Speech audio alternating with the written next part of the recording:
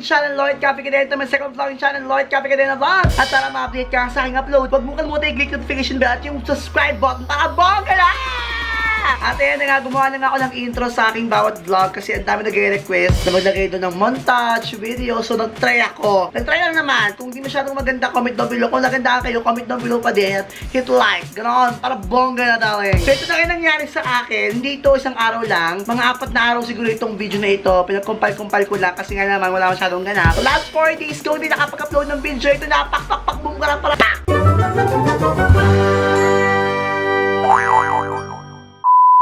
Magandang umaga! Dahil tayo ay may sakit, healthy-healthyhan muna tayo. Ang breakfast natin ay papaya. Kahit narinig ko yung taho, hindi ako pwede magtaho dahil bawal ako sa mga ganyang pagkain. So healthy-healthyhan tayo ngayon. Kahit hindi ako makain ng papaya, kailangan kumain ng papaya dahil ang dati ko to at baka mabonjong ako. Ang kapal na paghati. Para siyang mangga. So kain tayo ng papaya para sa healthy living, darling. Ang sarap! Ngayon ko lang na-appreciate yung papaya. Sarap ah. Medyo amoy tae pero so habang nag-edit ako ng bago kong video sa main channel, kakain ako ng papaya dahil sumasakit na naman yung siyang ko, matake na naman yung aking ulcer. Tara! Pag nag-edit ako ng video ko, ayoko ng madilim. Gusto ko maliwanag ang lahat. Pag maliwanag kasi feeling mo positive lang, energy positive. Pag madilim parang ano yun, parang nakakaantok. So kailangan ko yung liwanag para ako mabuhayan. Para bongga na! Always remember na pagkakain ka ng breakfast, dapat wala kang ginagawa. Kasi breakfast ang pinaka-importanting meal sa umaga. So since tayo ay na hospital, dapat tayo nahulog yung papaya. Dapat tayo maging healthy na at very conscious na sa ating katawan. What I love about papaya is that lasa siyang mango. So po yung sarap ng papaya. Naubos ko na yung isang pisngi niya ng bogom. 2 pisngi na pala yung nakain ko kasi yung kanina siya ngayon bago. Fresh na fresh pala ang papayang ito dahil galing ito sa Bohol. Abangan mo sa main channel, gagawa ko ng aking morning routine. Echo-san. Alam mo, kanina ko pa pinagkatanto kung kinakain ba itong mga black na to o hindi. Nakikita ko lang sa mga beauty soap eh. Kinakain ba to? Comment down below. Tikman natin.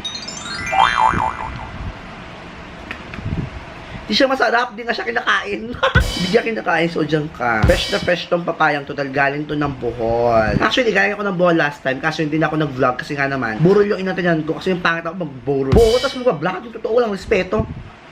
Hindi rin kami nakapaglibot sa Bohol kasi nga naman, pangit maglibot na merong patay, di ba? Babalik ako sa August doon dahil may reunion ng mga kafe. At sa July 26 pala, pupunta ako ng Canada! Nakikita ko si Bruno Mars, atin ako ng concert niya, thanks to Warner Philippines, at syempre sa Love Radio, dahil ako ang napili nilang pumunta doon sa Canada.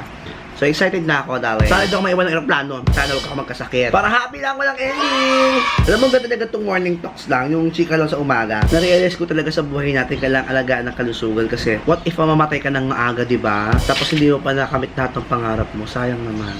So, just now, na-find out ko lang na bawal pala ang chichirya sa mga acidic. Eh, kahapon nag-chichirya hall ako. Kaya siguro masakit yung chan ko ngayon. Totoo. Very wrong talaga. Ayoko na nga. Ayoko na talaga. Last na yun, promise. Nagulat yung tita ko, ba't daw ako sinugod sa ospital. Kasi by that time, sinugod ako, nasa Bohol pa siya. So, binigyan niya ako ng papaya. So sweet, di ba? My mom is still there sa Bohol. If you watch my vlogs, nagpunta ako ng Dubai last September. Kasi nandun yung buong pamilya ko actually. Kami lang ng kuya ko nandito. Buong angka namin nandoon. Pag third na piece get down, isa na lang. Piling ko okay na ako, busog na ako. Nakabusog siya yung fairness, tsaka masarap siya. Alam mo kung dati yung binibili ko mga chichirya, ngayon bibili ko mga fruit sa mall. Parang hindi naman kasi masarap yung mga fruit sa mall. Parang mas masarap yung sa palengke. Ang problema sa palengke, mga bulok China, ma'am. Shit. Mas marami pa yung bulok kaysa sa laman.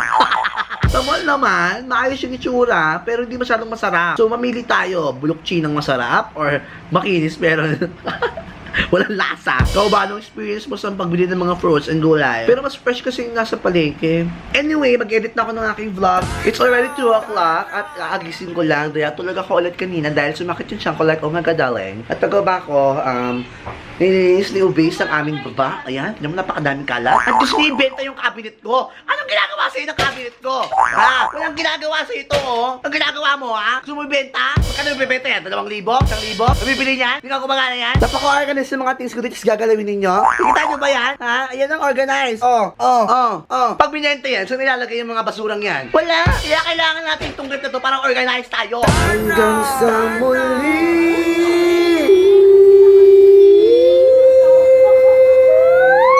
Paba kakanta yung nota, ano? Anong kanta? Lang dubi-dubi-dap-dap. Yung dap yung pinakamahaba. 1, 2, 3, go. Dubi-dubi-dap-dap!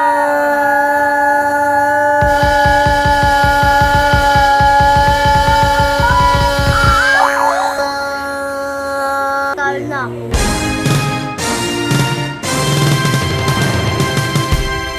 Before ka magluto, magugas ka ng kamay kasi madumi yung kamay natin, madaming germs yung hinahawakan. Huwag kayong baboy. So ayan, nagluto tayo ngayon ng dinner namin ng BNT. Yan. Madami kasi naiwang kanin kanina, so nagsangag ako. So nilagay ko lang dito is pampalasa. Nagdagay ako ng pampalasa, hindi pwede sabihin yung pangalan kasi di sponsor. Sinutake ko kanina, ito yung sinutake ko kanina na egg and mali. With herbs and spices, and then with sibuyas. Ihahalo lang natin siya. Kailangan pawis sa tatak mo yan kasi dagdag lasa yan. Gaganon-ganon, tapos tatak. So papatong mo na yan siya dyan. Sinama ko na yung ulam dun sa sinangag kasi pag hiniwalay ko pa, mag-aagawan sila. Titignan ko sino yung pinakamalaking hiwa, yung kukunin. So, sinama ko na sinangag.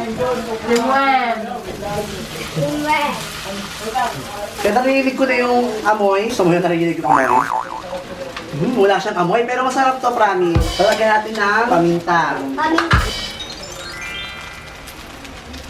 Naglagay tayo ng paminta para kunyari may amoy, kasi na walang amoy eh. And then, syempre, salt and pepper for taste. Ito yung ginagamit naming asin pag gusto namin magpatay ng bulatik sa CR. Malinis naman ata to. So, isi-shake natin ito.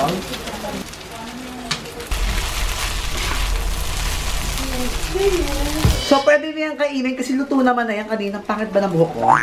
So, yan, pag nanay ka talaga, nakakalimutan mo na mag-ayos sa sarili mo. Excited na ako matikman to ng mga bata. Pag kumain kayo baka huwag yung piliin yung ulam ha.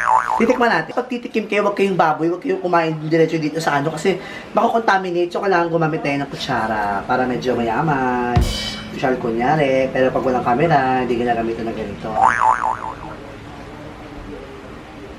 So, 2 hours pa to.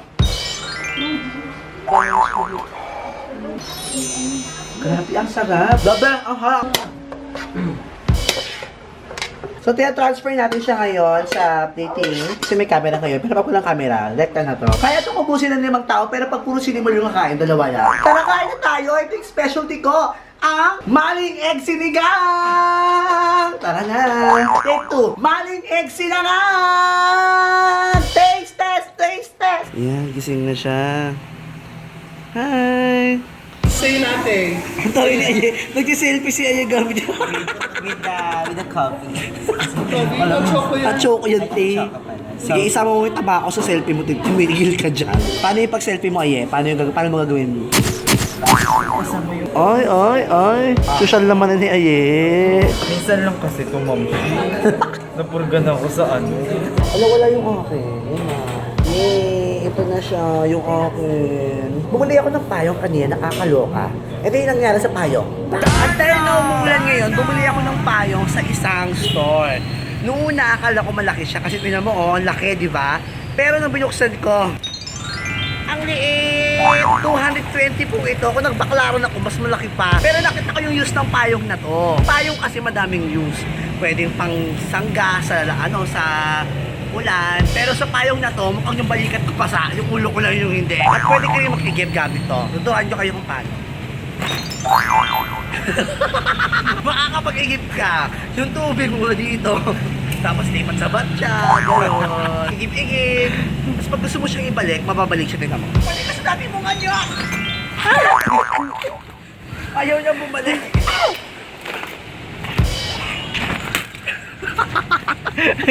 Ayaw! Fire captor sa kura, bumalik ka sa dati mo nga niya! Yan! Pahirapan magbalik. Ayaw na ulit.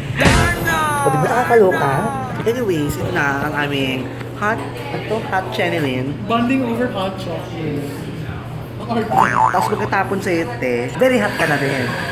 Can you support? I need a moral support. Ito na. Ay, hindi siya makita ang bongga.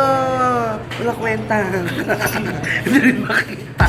Tikman natin kasi mali mo maganda lang yung itsura niya pero pangit naman yung lasa, di ba? Maganda yung itsura pero pangit pala ang performance. Parang ayoko siyang sirain. Sobrang ganda. Pero, Paano ba uminom ang aye ng isang at choco? Siyempre kailangan gamitin natin yung kutsara kasi sayang naman ito. Halo-haloin mo muna para mahalo yung bula. Tapos Bula talaga. dapat pang commercial. Peme lang, siyempre kailangan pag umiinom ng tea, di ba tumata? Ay, chocolate. Kailangan hot choco. Kailangan pinifil mo yung lamin. Malamig kasi sa bahay, kaya lagi kami nag-choco. Anong brand? Imagine hindi sponsor. After hot choco, kumakain kami ng ice cream. O diba, ang ganda sa ngipin.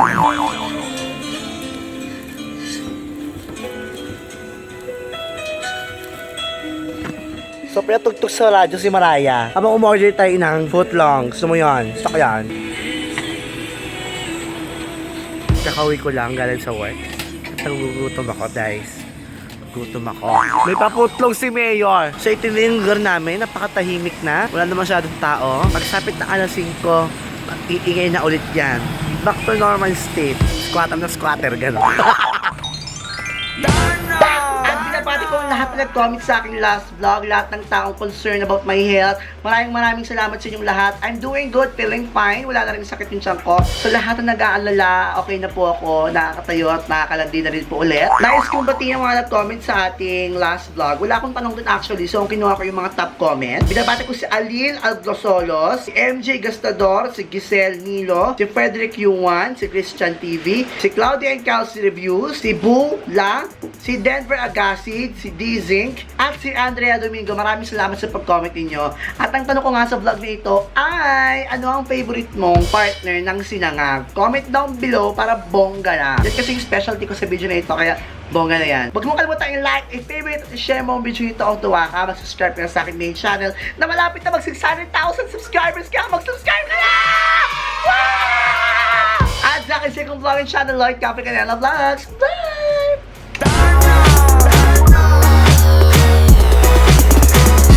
Doy kadena para sa pagbabago. Tara na, ta ta ta ta ta ta na. Doy kadena para sa pagbabago.